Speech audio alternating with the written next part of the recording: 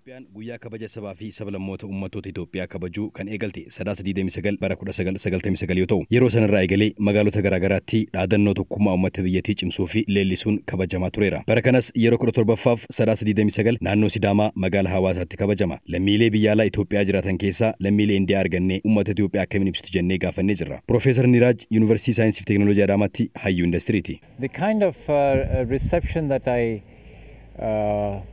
received at Bole Airport was a very courteous reception. Jalqaba yeroon gara Itoophiyaa dhufu daandii xiyyaara idil addunyaa Booletti akkuma bu'een simannaan naaf godhameeraa jira. Uummanni hunduu na gargaaruuf ariifata. Achi booda gara Adaamaatti ni male. Adaamaatti mana jireenyaaf yaaddoon na qabus guyyaa 3 booda wanti hunduu naaf xumurame. Kunoo amma waggaa 6ffaa kooti. Mana yeroo jalqabaa sana keessan jiraadha. Aadaa garaagaraa Itoophiyaa keessatti argee hedduu akka dinqisiifatu kan dubbatu Profeesar Niraaj gosoota nyaataa Itoophiyaan qabdu keessaa muraasaas dhandhameera. Kaanis immoo nyaata diilee godhadheeraa jedha. Sorry to say I have not adapted completely to injera. Dhiifama biddeena barachuu hin dandeenye garuu marqaa baay'een jaaladha. Shiroos baay'een jaaladha. Biddeena waanan hin jaalanneef shiroo daakuu isaa biteen hojjedhee ruuzii waliin nyaadha. Indiyaan saboota hedduu keessummeessiti. Saboonni kunneen osoo waliin hin dheebin garaagarummaa isaanii walii kabajanii jaalalaan waliin jiraatu. In India we have all the nationalities of the world.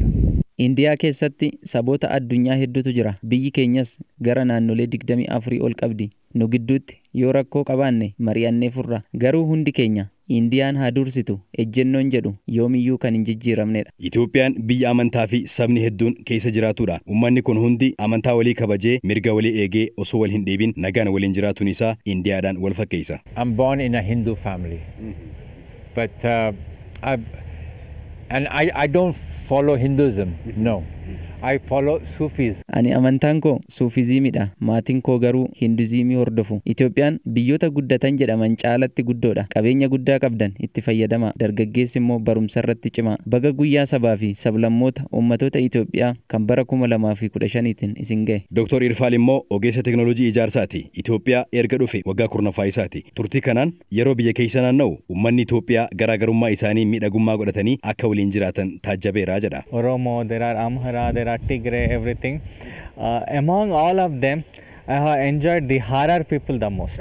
Oromo, Amara, Tigray fi kanneen biroos jiru. Anis ummanni Harargee garraamummaan isaanii na hawwateera. Ummata baay'ee namatti dhiyaatu. Musliimaa fi kiristaanni jaalalaan kan waliin jiraatudha. Biyyoota addunyaa baay'ee deemeera. Garuu ummata akkasitti natti tole hin argine. Kabaja ayyaana sabaaf sablammoota uummattoota Itoophiyaa bara kana kabajamu wajjin walqabatees ergaa qaba. And I want the Ethiopia to be at the top. Itoophiyaan yeroo hundaa akka dursituun barbaada. Qabeenya guddaa qabdi. Kanaaf namni hundi tokkummaan cimee yoo hojjete biyyi ni guddattiin jedha. Ummata Itoophiyaatiin baga guyyaa ayyaana sabaa fi sablammoota uummattoota Itoophiyaa bara 2015tiin isin gaheen jedha.